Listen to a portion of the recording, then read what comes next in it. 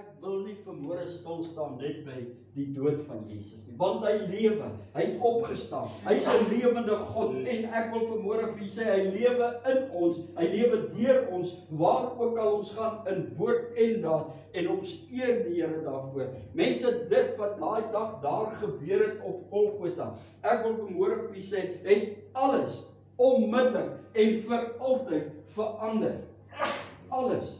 Mense oor die ganse eeue heen, toe hy uitgeroep is, it is finished. Mense luister, dit is klaar, dit is afgehandel, die prys is ten volle betaal vir elke sonde skuld wat daar was. Mense, eens en vir altyd deur Jesus Christus. Die prys is ten volle betaal.